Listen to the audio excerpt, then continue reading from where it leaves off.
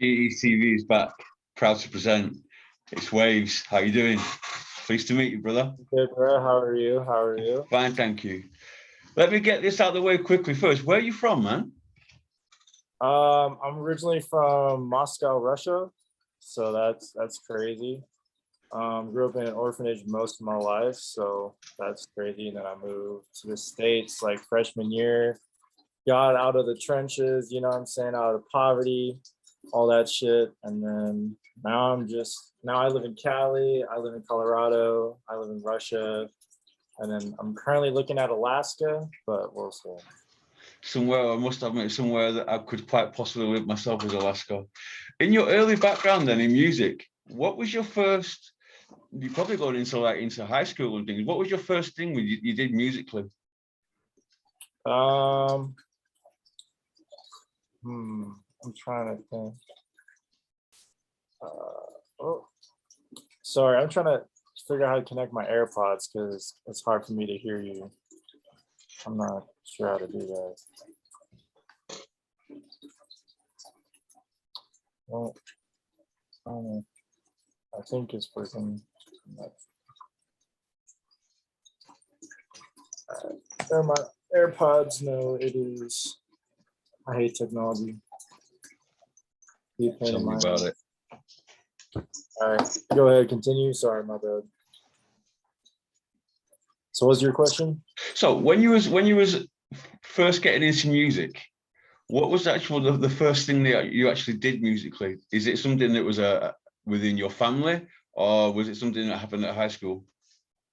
I mean, I've always just loved music as just a way to get away or a way to express or just a way to vibe or kick it or like, you know, hoop a game too or just whatever. I mean, music is everywhere. It's in all of our lives. It's in our schools, you know, our religions. And so, I mean, music is just part of our DNA, I just think, as a species. So I just really wanted to, I just saw these, I started out making EDM music, actually, surprisingly.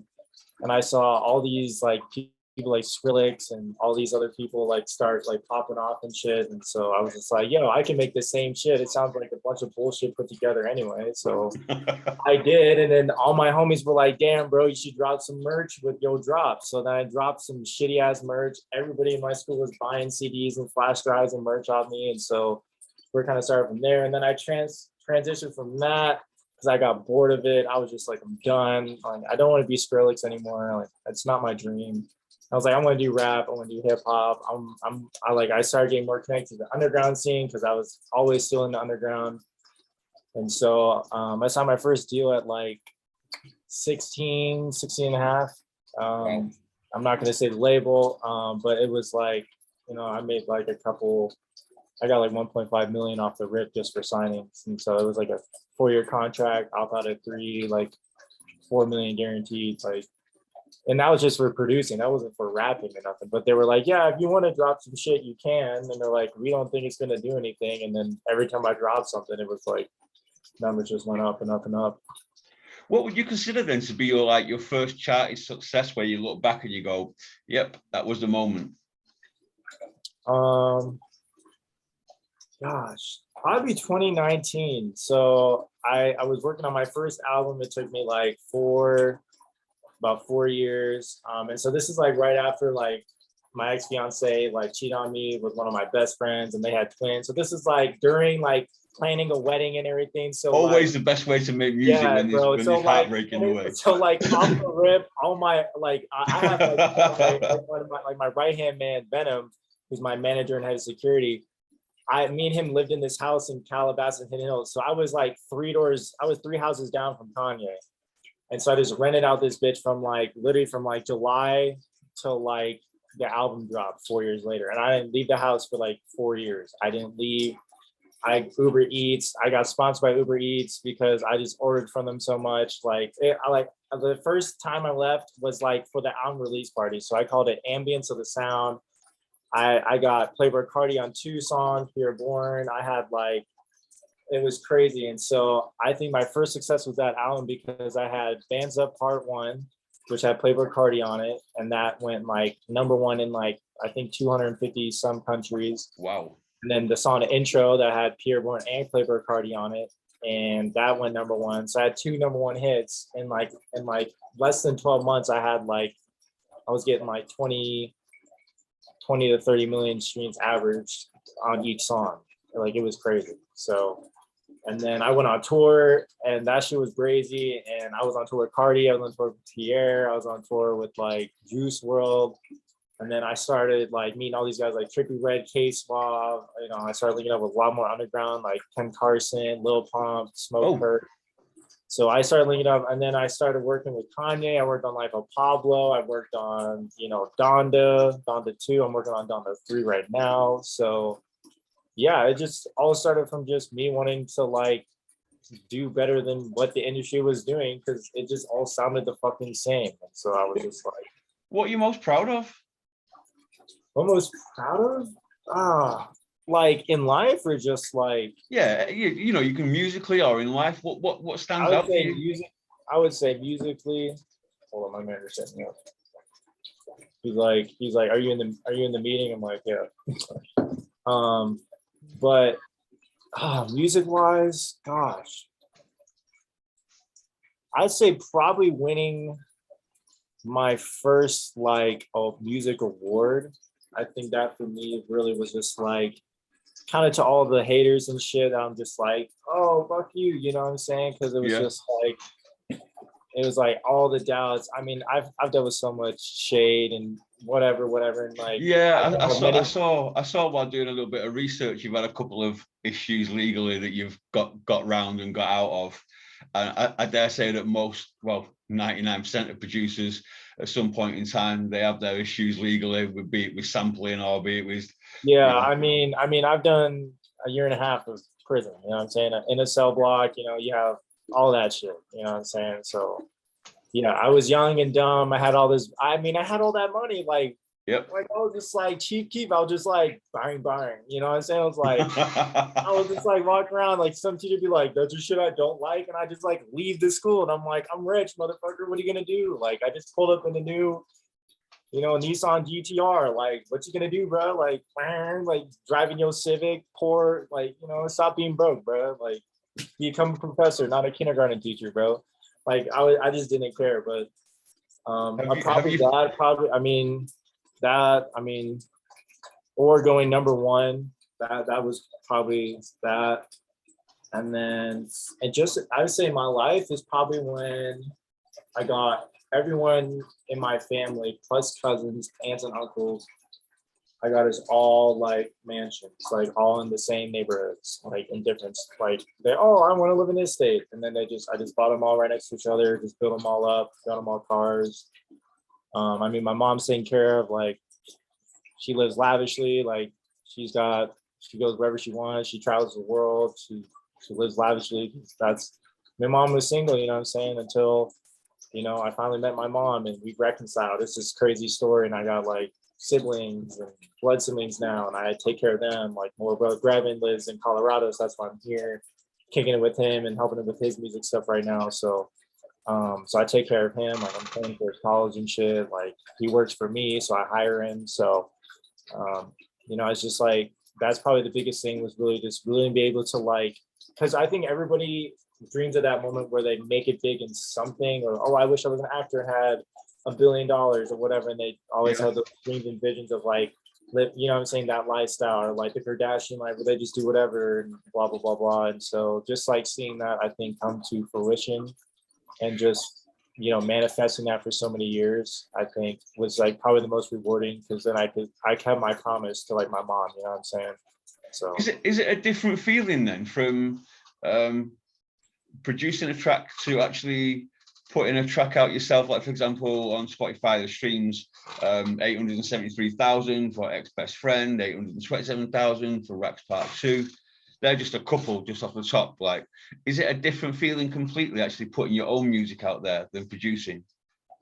yeah, I think producing, like, I'm trying to think of a good one. So like Whole Lot of Red. So like, you know, before it was supposed to be Die Lit too. I mean, I didn't say it, but I mean, Like even working with Pierre on T-Lot 4, like that's how I met him. I met him through Cardi, and I met Cardi through right place, right time, wrong place. Like I was in the studio, he walked in, thought I was an engineer. I threw him Bands Up Part 2 beat and the intro beat.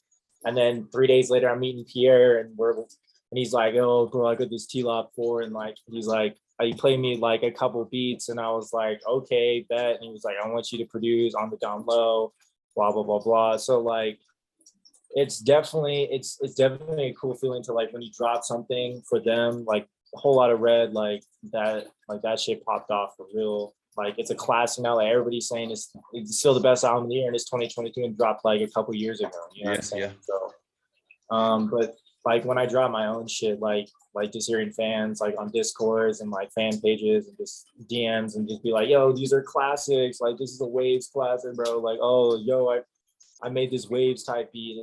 It just hits different, you know. It just makes it feel like you're actually, because I'm all about positivity. That's like my main thing. Because it's like I literally came from having absolutely nothing. Like I know that you've evolved as a producer, but was it more rewarding finding your own lane musically in terms of putting out your own music? Was that something? Yeah, I think I think at some point you have to like take the risk for yourself and just like, because I don't live with regrets. I don't think, I mean, if I had to go through it all again, I probably would do the same shit, you know what I'm saying? But I feel like if I didn't do it, I feel like I'd probably be dead here somewhere, you know, just to be honest with you, you know what I'm saying? Like yeah. You know, I just don't know. Like I'm blessed, you know what I'm saying? I was like this is my gifts, these are my talents, and so I want to use it to like not only like inspire others, but to like, you know, give praises to, you know, the higher powers, whatever. I'm Muslim, sure. So like Allah, you know what I'm saying? Because like they take those things, you know what I'm saying? The universe, you know, gives us these gifts and talents, and like the first thing on my mind was like, I want to do something for my family. Like I don't want to be known as the dude who just like, oh yeah, he didn't take care of his mom, but he tried, you know what I'm saying? But like I want to be like, oh yeah, he took care of his mom, even if he went broke, you know what I'm saying? Or like, yo, he made it big, and like his mom died in a mansion, you know what I'm saying? Or like whatever. So like, I mean, I got a disabled older brother, he's quadriplegic, you know, I'm his legal caregiver in CNA. I'm a CNA nurse certified as well. And, you know, I wanted to give him the best life that, you know, he missed out on, you know? So those side of things personally, instead of producing, makes it like more rewarding for the fruits of your labor, I would say for sure. But I don't know, it's really hard because producing does the same thing for me. It still does to this day. I don't lose it. Like I still got the same fire. Like I wake up and I'm like, I'm calling, I got like 2-3 phones. I'm calling people. I'm like, yo, can I produce? You know what I'm saying? Because it's just that fire, you know, that it's like that trap mindset. You got to get to the money, you know what I'm saying? Musically, are you a purist? Do you know your music history?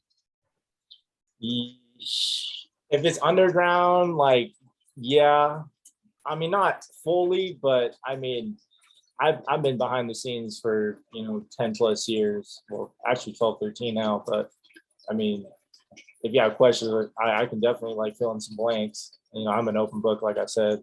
So when you were coming up, who was you? Who were the producers that you was looking at yourself and thinking, yeah, that's the mark? Oh, producers. OBO 40 was definitely one of those. Like how he would just make those Drake albums year in and year out, and like the Scary Hour EP, oh that shit was crazy. Like Scorpion, like the new one, bro. Like I worked on that too. It was just god tier. Like, this is the way him and Drake. Like I just love that relationship of two people can just make hits after hit and just be on number ones for as long as possible. Like they're billionaires off that shit. They really are. So I got much respect for him. I mean, Mike Dean's another one. Yeah, Mike Dean. Yes, surely. I love Mike Dean. Like the producer, one of the producers, I don't know.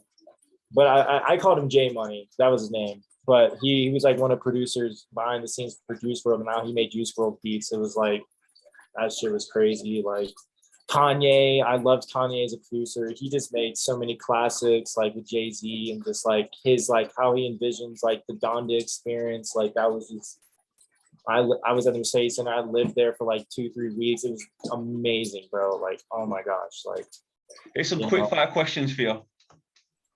You ready? yeah, yeah. Dre or Quincy? Name a what? Dr. Dre or Quincy? I have to go Dr. Dre. Kanye or Timberland? I gotta go with Ye. Pharrell or Chad? You go. Ooh, That's Chad. a tough one, you know. And people Chad. dismiss Chad Hugo Yeah, like it's that. Chad. It has to be. I'm sorry. Pharrell's so good though, but it has to be Chad. Tough Ooh. answer.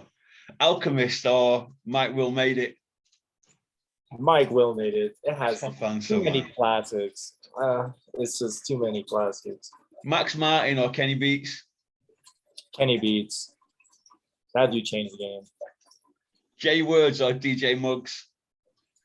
J Words, for sure. Take a Day Trip or Cardo? Out of, for sure. Hit Boy, who got Nas's first Grammy, or Mike Dean? That's questions. I hate this. I hate this because I know someone's gonna see it from somewhere and be like, "Oh, that bitch, dude, Trey, that he weighs. Yo, did you hear what he said about you, bro? I know. I'm gonna get a text message. I know.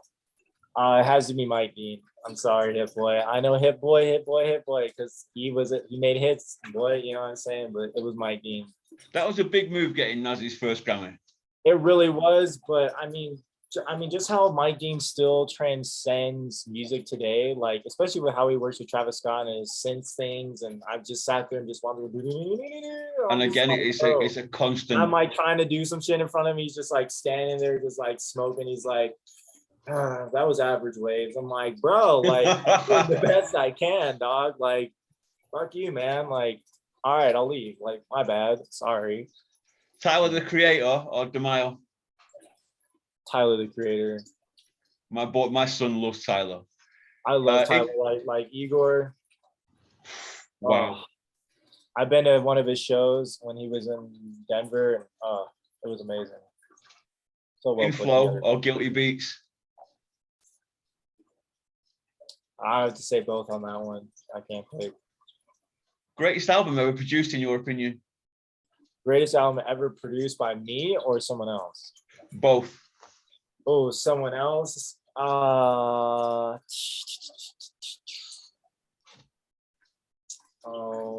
my god. I don't. Someone else. I know I'm gonna get so much heat for this. I already know.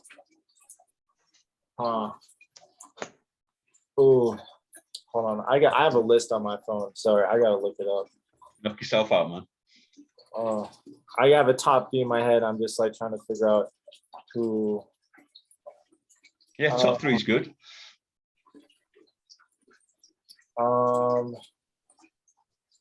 don't know, man. Gosh, I would have to go. Frank Ocean, the guy who produced Frank Ocean, the album Blonde. Because I mean, Frank Ocean produced a lot of that himself. I'm not gonna lie, but just a couple producers that were on that. That whole album just transcended, I think, just modern music in itself, and I think it inspired people like like Donda, even, where it was just like this whole, like, it was not just an album, it was a whole art experience, and like it really brought you in, and like just how elusive it was, and how like the aesthetic of them, like that poppy crisp 90s look, it is nothing compared to it, for sure. I mean, that's top 10 albums in my book of just all time. Like Frank Ocean, like I got him on a couple songs. I haven't dropped him yet because he don't be clearing nothing as of these recent days for some odd reason. But he is working on new shit. I can't confirm that. But shit, I don't know. And then probably stuff I produced, an album that I fully produced. I don't really want to name any of mine personally because that seems cocky. Gosh. Okay, what was the most enjoyable one then? Enjoyable? Yeah. Oh, I would say Turbine Season, my new one. That was so much fun, bro. Like that's my very next question. Let's talk about Turbine Season. Yeah. But I would say favorite was probably T-Lop for that for me was probably my most favorite to do. Because I feel like that album put him on the map, like really, like even as a producer for himself, really like, because nobody just knew him as just this Playboy Cardi producer and Young Nutty producer, you know what I'm saying? And now look at him, he did T-Lop 5. I mean, that shit was crazy, like, oh, you know what I'm saying? And then he's got the Deluxe on the way, and that shit, he's got like a Drake verse on that. It's just transcending. When it's just transcending like that, it's just can't compare it. You know Has Turbine Season given you what you thought it would? Turbine Season. I mean, Turbine Season's been, I think, Waves 2.0. I feel like it's like how the dinosaurs had to evolve and like how we definitely more mature, isn't it? Like evolution. Yeah. I think like how Cardi evolutionized from like this underground SoundCloud die-lit rapper to like a modern underground hype beast rock star. Yeah. Like that's how I felt with my kind of thing. And I mean, I really just kind of rose up at the same time, like Yeast, Timber Rich Summers, Can. I mean, obviously they're doing a lot more than I am, like just publicly, because I'm just not, like, I don't like doing shows. I don't like doing concerts. It's just not my thing. But I eventually have to tour. So, because I mean, the Turbine Season is just, it was probably, it's an evolution of just my music. And I really felt like there was time for a change. Because I feel like I was just kind of just making the same shit over and over again. Even though I thought it was amazing. Yeah. A lot of feedback I was getting, they're like, yo, Waze, when are you gonna like do something different? And I'm like, yeah, I think it's about fucking time. And I was just like, you know, first album not on anyone else's label, it's on my label. And I had to like, and I just felt like I had to come through. Like I had to come through. I haven't dropped an album in years. And so this whole, a lot of life, like process of me just really just evolving, not only as an artist, but just as a person generally. And just like what I was doing in my life and habits and getting out a lot of doing stuff and cutting a lot of people out and like just having a smaller inner circle and just focusing on like who like believes in me so I can believe in them, you know. So how far do you think the boundaries can be pushed then musically for yourself? I mean, I don't know how extensively you listen to Turbine Season, but I mean, I don't hear anybody else making that type of shit other than like the main dudes doing it. Like it's just like numbers don't lie either. You know what I'm saying? No, they don't. They do not. I mean, I'm getting 4 million a month right now just off the rip skiing. So, I mean, Turbine Season's like #1 in, I think, 60 countries right now. So, I mean, I'm straight. Like, I don't really boast. I'm pretty humble, you know what I'm saying? So I don't really like to say too much on it, but I think I've definitely made an impact in some aspect, definitely behind the scenes, and the people I've definitely been blessed with like interacting with and like having the opportunity to like sit down and just like observe their greatness at their masterpiece called their craft and just like stoking all that in. And then for me, just to be able to like, okay, this is what works. This was amazing, but like what works for me? And so I just like cut, paste. And then I just implemented it and I spoke it into existence and implemented it. And I had way too many more lows than I should have had. And then those like little small times in my life and timelines in my life that had those little come ups, but they were like small reaps of my fruit, but they were like big in like the reward part, you know what I'm saying? And so now I'm just seeing consistent big. Have you considered stepping out under like an assumed name, doing like DJ sets and things like that? Oh, I mean, I have thought about doing like the SEA OTTER Sound thing, because I did put SEA OTTER Sound as like the main producer of this whole thing. I mean, surprise, it's me. Sorry about everybody thinking it was like some girl or like some dude and it's not and it's not Yeet, it's not him either. Like whoever's at, it's not whoever. I'm not gonna name their other names, but no, it was me. And so, I mean, SEA OTTER SOUND is kind of like a joke. It's like an inside joke with, you know, the whole gang. It's just, they're like, my spirit animal, we Googled it. It's a sea otter. So they're like, oh, yo, dude, SEA OTTER SOUND.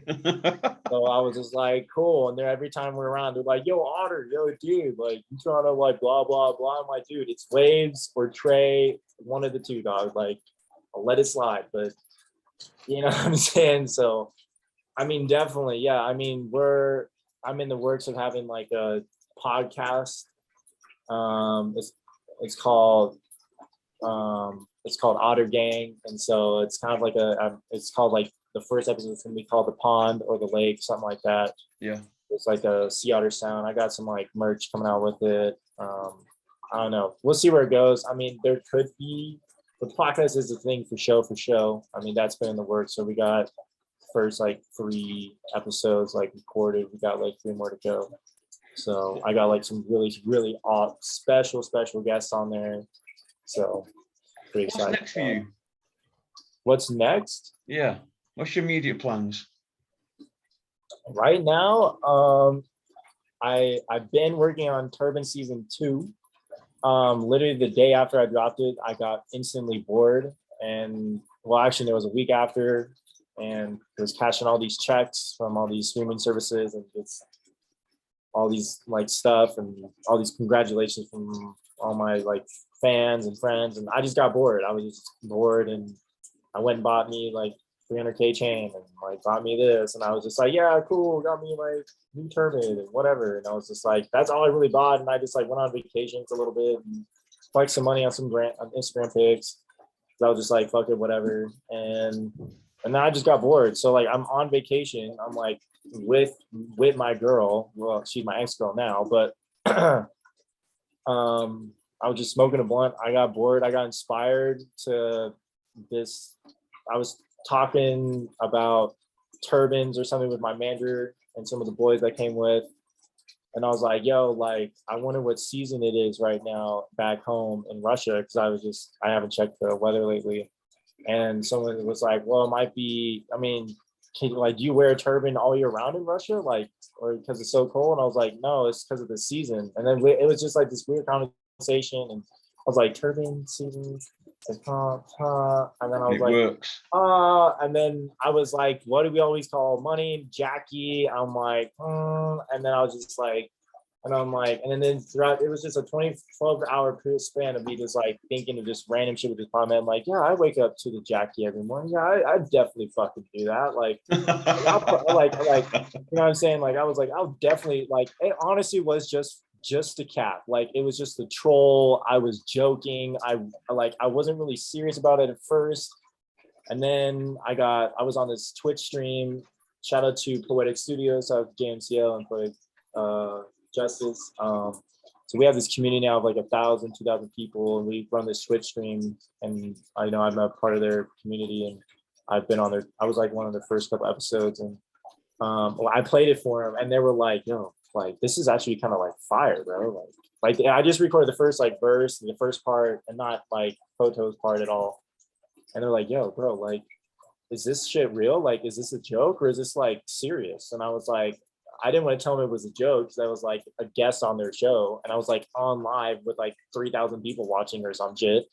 And I was like, yeah, bro, like it's just a mindset. It's my lifestyle. And I was like just doing it to say whatever. And then they were all like, yo, bro, that's fucking tight, bro. Like, definitely make an album, bro. And they're like, yo, you got merch dropping? I'll pre-order right now. And I was just like, okay, bet. So where's your merchandise available? Huh? Where's your merchandise available? It's I don't know if I can really talk about it. So I'm with Adidas, so I signed a big deal. And so I have my own kind of like collection coming out soon. Probably in August, September. I'll have some type of like graphic launch of just like hoodies and shirts and hats and like water bottles, phone cases, just like the basic shit that's easy to produce quickly.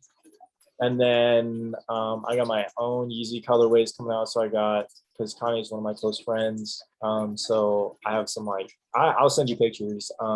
Thank you. About that. So that's kind of like my main thing. I have this whole Adidas special collection, and it's like I'm using a lot of like recycled materials that we can use to like out of the oceans, lakes, stuff like that. So like every product is recyclable. You can't throw it away, and it will dissolve in water. So that's going to take a bit of time to develop, but it's kind of like the main vision right now on that spectrum. So, but I mean, I've been working on Turbine season 2, like I said. So that is coming next year. So June 10th, 2023, same time. Running out of time. It's been an absolute pleasure having you on. You're more than welcome to come back and do part 2. Oh yeah, definitely, bro. Well, thank you for your time, man. Anybody want to give shout outs to? I mean, probably my mom for sure. Shout out to my assistant. Actually, she should be up right now. I don't know. To you for sure. Thank you, bro. Letting me come on. It's been an awesome experience. I don't normally do interviews like this. It's just not my thing, but I was just like, you know what, screw it. Let's Thank you for your time. Yeah, anytime, bro. You take care. Been a pleasure. Oh, you too, bro. Much love. And you. Bye-bye. Peace.